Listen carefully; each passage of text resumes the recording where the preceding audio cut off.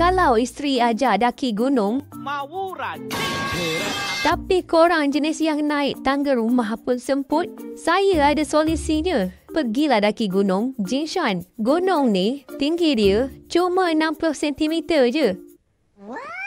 Ya, betul, 60 cm sahaja. Tak perlu training, tak perlu hockey stick. Hanya satu langkah sahaja, dah sampai puncak. Tapi, tunggu sekejap. Kenapa dia dipanggil gunung? Tinggi pun sampai tahap lutut je.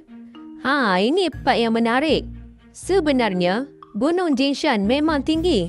Tapi sayangnya, tertanam di dalam tanah. Yang nampak sekarang, cumalah puncak dia saja.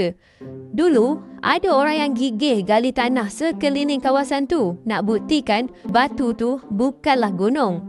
Dia gali dan gali, tak jumpa hujungnya. Tahun 1958 pun ada cubaan lagi gali, tapi masih tak jumpa bawah dia. Akhirnya, dunia pun setuju. Gunung Jinshan diiktiraf sebagai gunung paling rendah di dunia. Jadi bro, lepas ni kalau bini aja hiking, bawa aja dia pergi kat sini. Satu langkah, dah boleh selfie atas puncak gunung.